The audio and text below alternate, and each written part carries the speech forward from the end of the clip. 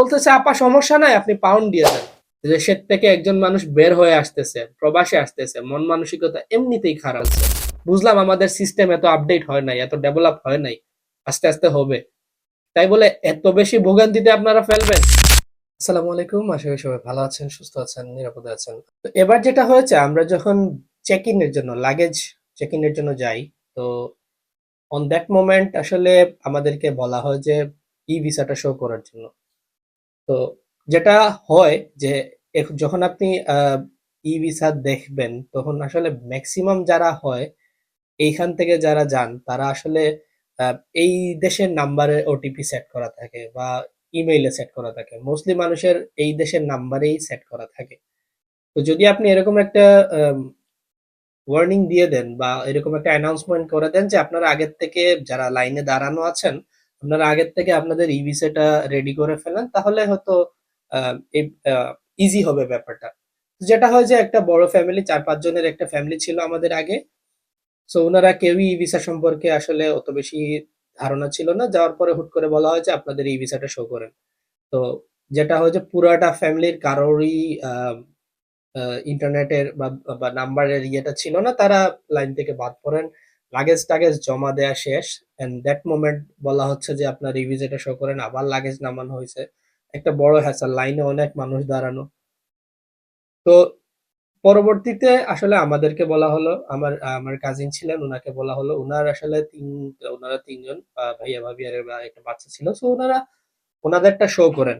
যাই হোক, যে ধরনের হ্যাসেলই হোক, হইছে এটা শো করা হয়। এটা দরকার, আসলে এখানে আমার কোনো অবজেকশন নাই। এটা শো করা হয়, এটা করা হওয়ার পরে যখন আমরা আহ কি বলে বোর্ডিং পাস নিতে যাই, ওইখানে যাওয়ার পরে আবার আমাদেরকে বলা হলো যে আপনার ই ভিসাটা শো করতে হবে। সো একজন মানুষ বাচ্চা নিয়ে ই ভিসা শো, আবার সবকিছু ঘাটাঘাটি করে আবার ওটিপি গেল, আবার ইন্টারনেটে শো করতে হলো। উনারা আবার, হ্যাঁ আরেকটা জিনিস বলি, আমি বেসিক্যালি আমি যাওয়ার সময় এটার একটা প্রিন্ট কপি নিয়ে গিয়েছিলাম। হ্যাঁ, যেটা আসলে যে শেয়ার কোড যেটা থাকে বা যেটা, ওটা 5 জুন পর্যন্ত ভ্যালিড ছিল। তো ওনারা বললেন যে না, এগুলা হবে না, আপনি ডিরেক্ট ফোনের মধ্যে আপনার শো করতে হবে। সো দেখাইলাম, সেকেন্ড টাইম ইমিগ্রেশনে আবার দেখানো হলো। ইমিগ্রেশনে আমি পার্সোনালি যে জিনিসটা ফেস করছি, আমাকে সবকিছু দেওয়ার পরে বলা হলো যে আমার বিয়েটা অবৈধ। বিশ্বাস করেন ভাই, ওই পার্টিকুলার মোমেন্টে আমার মেজাজটা এত খারাপ হয়েছে। আমি বললাম যে আপনি কিসের ভিত্তিতে বললেন যে আমার আহ, বিয়েটা বৈধ না? তো উনি বললেন আপনার কাবিন নামাটা দেখান। ভাই, আমি আমার বিয়ের হয়ে গেছে ৩ বছর, এর মধ্যে আমি ২ বার দেশে যাওয়া আসা করা শেষ। এই মোমেন্টে আফটার 3 ইয়ার্স আপনার মনে হচ্ছে আমার বিয়েটা অবৈধ? তাইলে এর আগে যে আমি গেলাম, আমার ওয়াইফ আসলেন, তখন আপনারা কেন আটকালেন না? এখন আমি কি, মানে বাংলাদেশে একটা টেন্ডেন্সি আছে জানেন, সবকিছু করলেই আমরা বলি যে আপনার কাবিননামা দেখান, আপনার কাবিননামা দেখান। আমি বললাম যে ভাই দেখেন, আমার কাছে তো, আমি নর্মালি আমার কাছে মনে হয়েছে আমি এখন আবার যাইতেছি, আবার বাংলাদেশ থেকে ব্যাক করব, এখানে তো আমার কাবিননামা দেখানোর কিছু নাই, আমি এটা নিয়েও নাই আমার সাথে। আমার কাছে পিডিএফ ছিল, আমি বললাম আপনাকে পিডিএফ দেখাইলে কি হবে? উনি বলতেছে না না, পেপারের যেটা আছে অরিজিনাল কপি, ওটা দেখাইতে হবে। আমি বললাম ভাই, ওটা তো আমার ইউকে তে রাখা, এটা তো এখানে নিয়ে আসার কোনো কোনো রিজন নাই। আমরা আসছি বাংলাদেশে হলিডেতে, এখন আবার আমরা ব্যাক করব, এখন আপনি বিয়ে নিয়ে তো প্রশ্ন তুলতে পারেন না। যাই হোক, ভদ্রলোক তখন কিছু বললেন না। পরে আবার বলতেছেন আচ্ছা তাহলে আপনার বিয়ের ডেটটা বলুন। হ্যাঁ, বেসিক কোয়েশ্চেন করতে পারেন আপনি, আপনার বিয়ের ডেট বলছি, আমার ওয়াইফকে জিজ্ঞেস করছে, উনিও বলছে। পরে উনারকে আমি জিজ্ঞেস করলাম যে এবার কি সবকিছু ঠিক আছে?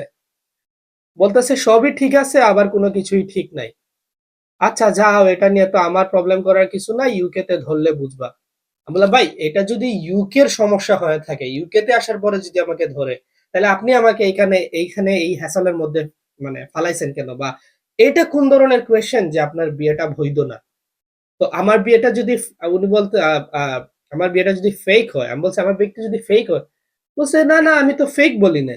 আমি বললাম, আপনি বলতেছেন বিয়েটা ঠিক না, তাহলে আপনি কি মিন করতেছেন ওইটা দিয়ে? যদি ফেক না, তাহলে আপনি আমাকে আটকাইছেন কেন? বলে যে না, এটা আমার ডিউটি। ভাই, একজন মানুষ, ফেক বিয়ে যেগুলা থাকে ওগুলা ৩ বছর পর্যন্ত লাস্টিং করে না, এটা হচ্ছে কমন সেন্স। যারা ফেক বিয়ে দেখায় এই দেশে আসছে, ওরা হয়তো ফ্রান্সে চলে গেছে, না হয় ইটালিতে চলে গেছে, না হয় স্পেনে চলে গেছে, বউ এক জায়গায় চলে গেছে, জামাই আরেক জায়গায় চলে গেছে, বিয়েরই কোনো অস্তিত্ব নাই, বুঝছেন? এটা হচ্ছে কমন সেন্স, এটা হচ্ছে আমাদের ইমিগ্রেশন অফিসারদের কোয়েশ্চেনের ধরন যে আপনার বিয়েটা অবৈধ। আমি বললাম আচ্ছা তাহলে বৈধতা প্রমাণ করার জন্য আপনাকে আর কি দেখাইতে হবে, এখন কি আমার দুই ফ্যামিলির সাথে আপনি কথা বলবেন? বলতেছে না না এটার দরকার নাই। আচ্ছা, পরে বললাম এখন ঠিক আছে সব? বলতেছে সবই ঠিক আছে, আবার কিছুই ঠিক নাই। তুমি বাবা ইউকে তে যাও, ওইখানে ওরা ধরবে না তোমারে। আমি বললাম আমি তো ইউকে তে ২ বার গেছি, ওরা তো আমার তখনও ধরে নাই, ওদের কোনো সময় ডাউটও হয় নাই, তাহলে আপনার কেন এখন মানে এই সময় পার্টিকুলার টাইমে এসে ডাউট হইতেছে? তারপর যাই হোক ওনার সাথে অনেক হইলো। এটাও নিশ্চয় আমার মনে হয়েছে যে এই জিনিসগুলো আসলে কারেকশনে আসা উচিত। তারপরে এখান থেকে বের হইলাম, বোর্ডিং পাস নিলাম, সবই নিলাম। যখন যে সিকিউরিটি চেক যেটা হয় ফ্লাইটে ওঠার আগে, ওইখানের আগে আরেকজন পুলিশ অফিসার উনিও বলতেছে ওনারা ই ভিসা দেখাইতে হবে। ভাই, আমি যদি ইমিগ্রেশন অফিসার প্লাস চেক ইনের সময় দুই জায়গায় আমার এই ভিসাটা শো করলাম, তাইলে কি আমারটা ফেক? থার্ড পার্সন আরেকজন বসছে ওইখানে, উনারে ওই ভিসা দেখাইতে হবে। ফাইন, উনারেও দেখাইলাম। চেক ইনে গেলাম, আমার ব্যাকপ্যাকের মধ্যে একটা কোরআন শরীফ ছিল, আর একটা আমার ল্যাপটপ এন্ড চার্জার, এগুলো আমার ব্যাকপ্যাকের মধ্যে আমি রাখছি। আমার জিজ্ঞেস করছে এটার মধ্যে কি আছে, আমি বলছি যে এটা ব্যাকপ্যাক, কোরআন শরীফ একটা আছে, আর আছে আপনার আছে, চার্জার, ল্যাপটপ এগুলো আছে। বললো আপনার চেক ইন করতে হবে? আমি বললাম হ্যাঁ হ্যাঁ সমস্যা নেই, চেক করেন। উনারা আমার ব্যাগটা প্রায় 4 বার এর মধ্যে স্ক্যানিং মেশিনের মধ্যে নিল। আমি বললাম যে ভাই, কোরআন শরীফের মধ্যে ড্রাগ চেক করতেছে, করতেছে, খুবই নর্মাল ব্যাপার। প্রথমবার করছে, দ্বিতীয়বার করছে, তৃতীয়বার আমার জিজ্ঞেস করলাম যে ভাই কোনো সমস্যা? সমস্যা হলে তো আপনারা জিজ্ঞাসাবাদ করবেন, আমাকে জিজ্ঞেস করেন যে এটা কি হয়েছে, এটা কেন, ওইটা কেন। বলতেছে না না কোনো সমস্যা নাই, দাঁড়ান। ভাই আমার ফ্লাইটের আর আছে মাত্র 20 মিনিট, এখন আপনারা এই যদি এইরকম করেন। এর মধ্যে আরেকটা জিনিস, আমার ওয়াইফের ব্যাগ ওনারা চেক করতে চাইছে। একজন মহিলা মানুষের ব্যাগ চেক করার জন্য নিশ্চয়ই একজন মহিলা অফিসার ওইখানে থাকা উচিত। ওই রকমের ন্যূনতম কোনো সুবিধা সিলেট এয়ারপোর্টে নাই।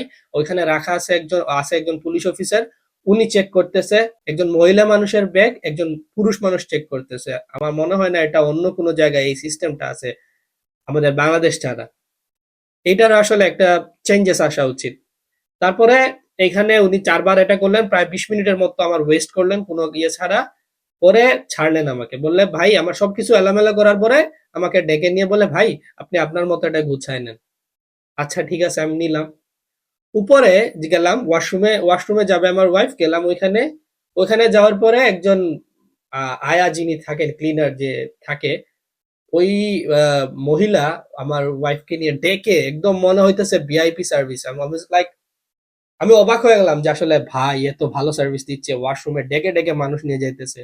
আচ্ছা, তো আমি আমার ওয়াইফকে আমার লাগেজ গুলা নিয়ে, আমি দাঁড়াইছিলাম, হ্যান্ড লাগেজ গুলা নিয়ে বলে তুমি প্রথমে যাও তারপরে আমি যাচ্ছি। তো ও গেছে, বের হয়েছে, বলতেছে বকশিস দেওয়ার জন্য। ও বলছে যে আমি তো টাকা পয়সা কিছু নাই সাথে এখন। বলতেছে আপা সমস্যা নাই, আপনি পাউন্ড দিয়ে দেন। মানে এটা কোন ধরনের হ্যারাসমেন্ট? একজন দায়িত্বরত ক্লিনার, উনি প্রত্যেকটা প্যাসেঞ্জারকে এটা জিজ্ঞেস করতেছে, পাউন্ড চাইতেছে। আচ্ছা গেল, ততটুক পর্যন্ত ঠিক ছিল। আমার ওয়াইফ যখন উনি ব্যাক করলেন, আমি যখন ওয়াশরুমে যাইতে চাইলাম, ওইখানে একটা ওয়াশরুম আছে হচ্ছে আপনার মনে হয় অজুখানা সহ রিলেটেড আর কি একটা ওয়াশরুম, এন্ড একটা হচ্ছে আপনার নর্মাল ইউজের জন্য ওয়াশরুম।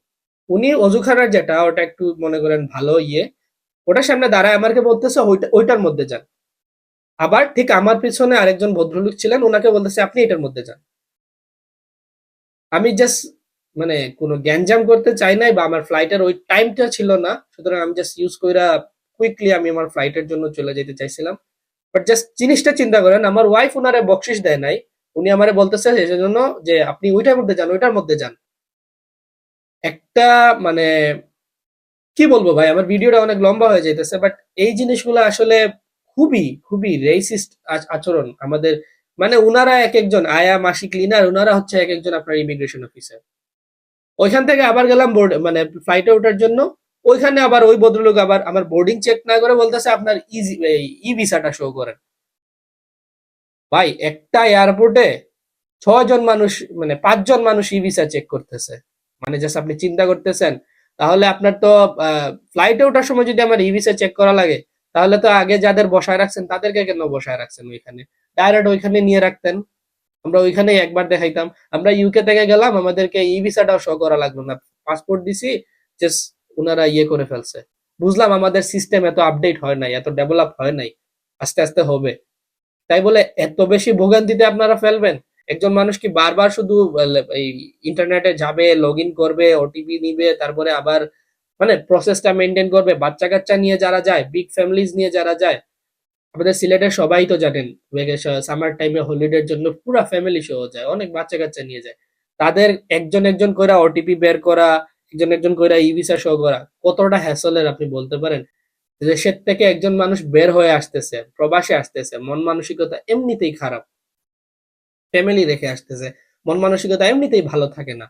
কিন্তু ঠিক সেই মুমেন্টে যখন আপনারা এই ধরনের ব্যবহার করবেন, তখন জিনিসগুলা কিন্তু খুবই বাজে পর্যায়ে চলে যায়, খুবই বাজে।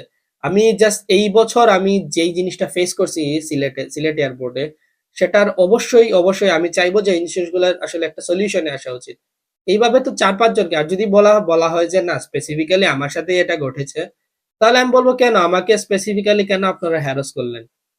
যদি আপনারা বলেন যে এটা আসলে সবার জন্য হয় না ভাই, আপনার সাথেই হয়েছে, তাহলে কেন স্পেসিফিক্যালি আমার সাথেই এটা করা হইলো? আছে কোনো উত্তর?